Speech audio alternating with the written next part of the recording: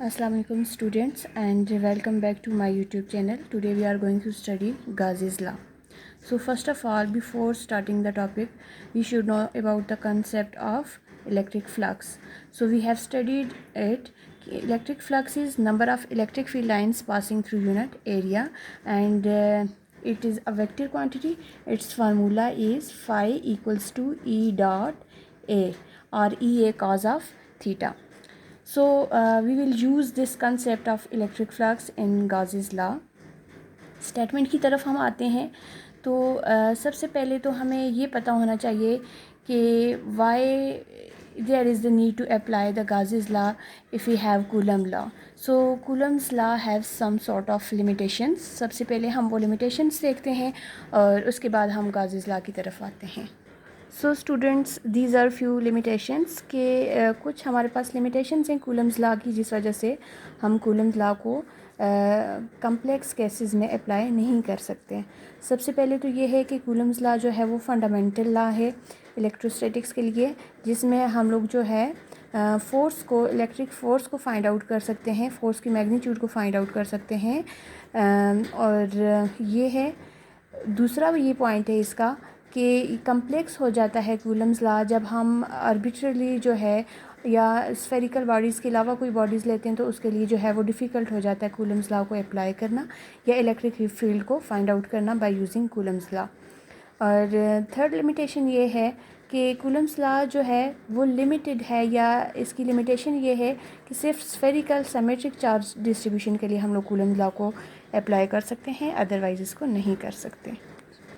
सो Gauss's law को हम introduce करते हैं कि ये एक जनरल लॉ है जिससे हम इलेक्ट्रिक फील्ड या इलेक्ट्रिक फ्लक्स को फाइंड आउट कर सकते हैं. और इसकी स्टेटमेंट जो है वो ये है कि the flux through any close surface is 1/ε0 times the total charge enclosed in it. So flux को we can find out the flux of any closed surface, and this will be equals to the 1 by permittivity naught. Epsilon naught, epsilon naught means permittivity of free space times the total charge enclosed in it. Like अगर हमारे पास जो है uniform electric field distribution है, तो वहाँ पे हम electric flux का कंसेप्ट इस्तेमाल करते हैं. Phi is equal to E dot A और E A cos of theta. ठीक है, where E is electric field lines passing through unit area, A is area vector. ठीक है. So what if we have spherical object having a charge enclosed in it? So यहाँ पे हम ऐसा करेंगे.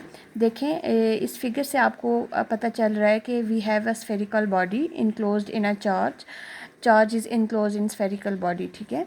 So electric flux को हम किस तरह से फाइंड आउट करेंगे? तो इलेक्ट्रिक फ्लक्स को हम फाइंड आउट करेंगे by using the Gauss's law. So we are going to prove the Gauss's law. Consider if we have an irregular closed surface and enclosing point charges q1, q2, q3 up to qn. So सबसे पहले हम लोग जो है, अब if we have different sort of charges, they must have different areas. ठीक है. So अगर हम लोग जो है, like this is a regular shape body and charges are enclosed in it, point charges. So q1, q2, q3 and up to qn. What will be flux here? Flux 1, q1 charge का जो है वो electric field through out हमारे पास constant रहेगी, but हमारे पास जो area है वो चेंज हो रहा है. So we will divide the area into small patches.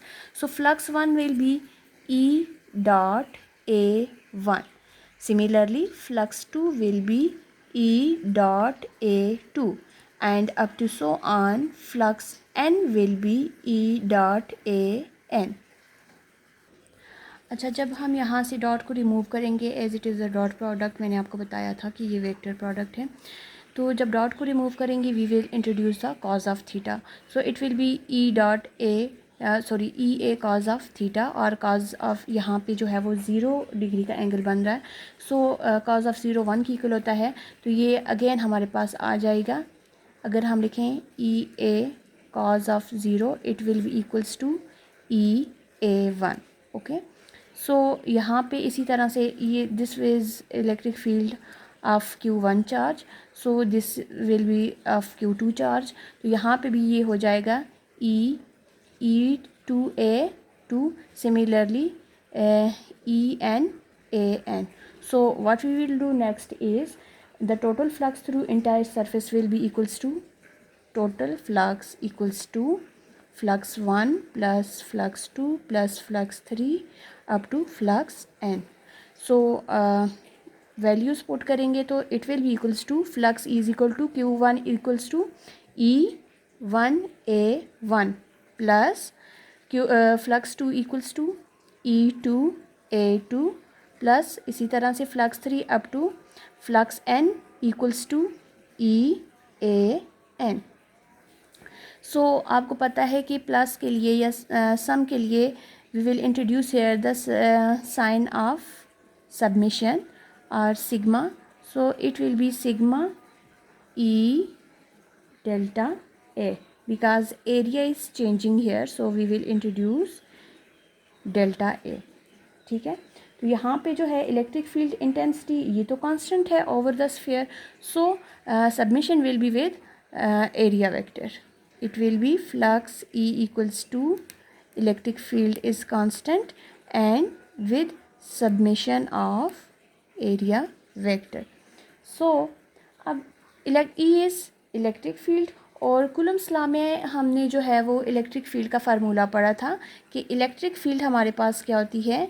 Electric field is equals to force per unit charge and this force will be coulombic force.